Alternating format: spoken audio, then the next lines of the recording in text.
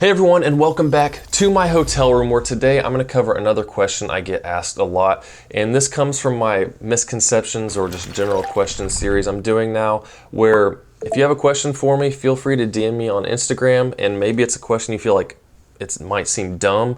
Don't worry, I'm not going to say who you are, but chances are if you have the question, lots of other people are, so it'll help many people. So feel free to DM me there at Camber Fitness, or just post your questions down below in the comments and I can pull questions from there. But this one that we have today is, I know it takes a calorie deficit to lose weight, so that's a good starting point.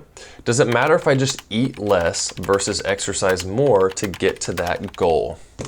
Well, it depends on what your end goals are. So just for the sake of this example, we'll say that you need 2,000 calories per day to maintain your current body weight. So if you want to lose, say, a pound a week, that's 500 calorie deficit you need per day, which equals 3,500 for the week, which is roughly a pound of weight loss. So you could either cut down to 1,500 calories a day and just go about life like you normally do, or you could eat the same 2,000 calories and burn an extra 500 calories a day, which still puts you in that 500 calorie deficit. Will you get the same goal in the end? Ish. The question here is, what is the more healthy option? Because in this question, chances are you're wanting to lose the weight. Maybe it's because you don't like the way you look, but you want to be more healthy. So I'm going to go in to see the pros and cons of each. First off, if you're cutting 500 calories a day, the issue with this is you're going to be hungry. That happens when you're dieting, but you're going to have less food that you're going to be eating every day. So because of that smaller amount of food, that's less micronutrients you're going to be getting, fewer macronutrients, so less chances to get a larger amount of protein if that's something you want. That you don't have to have a high protein diet if you're losing weight, but if you want to maintain muscle, protein is what helps to maintain or build muscle. So having more protein is important, roughly a gram per pound of body weight. You don't have to have that much, but when you're dieting, it is important to eat higher protein so that you can maintain the muscle you have. So less option or fewer options to do that because you're taking in less food, but also you have fewer food options. What I mean by that is, say you're out with friends, or maybe like this, you're out on the road and you go to fast food, like right here, Chick-fil-A. It's not product placement, but I go there quite often because there are a lot of good lower calorie options that are quite filling. I got a few salads I got in the fridge for me here, so I don't have to go multiple times. And I actually have multiple videos on eating fast food and staying lean, because it's a common misconception as well that if you eat fast food, you're gonna get fat, but almost every place has good low calorie options. Well, not necessarily good, but has low calorie options that will keep you full and help you stay on track.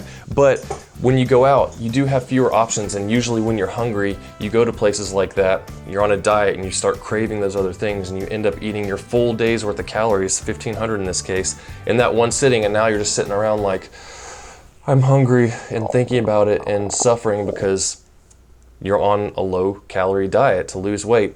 And that's one of the hardest things about maintaining a diet consistently and losing the weight and keeping it off, is because you cut down those calories and you're hungry. And when you're hungry, cravings come up, and then you might end up going on a binge or something like that. So on the opposite end, what about if you exercise, you burn off those extra 500 calories and you still eat the same 2,000 that you've been doing? Well, you might think, oh, I won't be hungry in that case, but your body's still gonna be at a net caloric deficit. So you will get hungry, you'll still get those same feelings of being hungry, and you have to have the willpower to stick with it to lose the weight.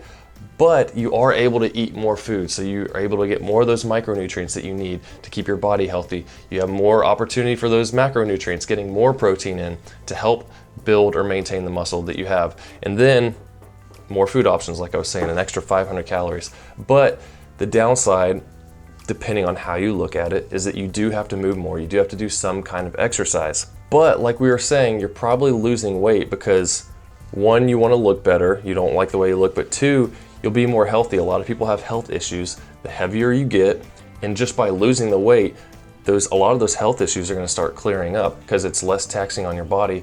But you start adding some cardio exercise in there, and now your heart is getting even stronger, and that helps improve your health even quicker. And when you get down to your new weight, whatever it is, by implementing exercising and making that a part of your normal habit, your normal lifestyle, you continue to do that, and then you stay even more healthy and you keep improving in those things. Because a lot of diets fail because people crash diet or do some kind of unsustainable diet. You get to your weight, then you go back to life as normal. You don't do any exercise, you start eating a bunch of junk food again, the weight comes right back, and that's the yo-yo dieting. And the problem with that, like we were saying before with the fewer protein options, let's say you lose a lot of weight quickly, what's gonna happen is you're gonna lose a lot of muscle, not just fat. And then you gain the weight back, well, most of that's gonna be fat. And then you go on another crash diet and now you lose even more muscle. So you do that yo-yo dieting, you end up being at the same weight as your initial time after a few rounds of that, but you're actually at a higher body fat percentage than you started because you lost muscle in the process of dieting multiple times. The benefit of exercising is that when you're exercising, you're not eating. It gives you something to do. Your mind is occupied on that.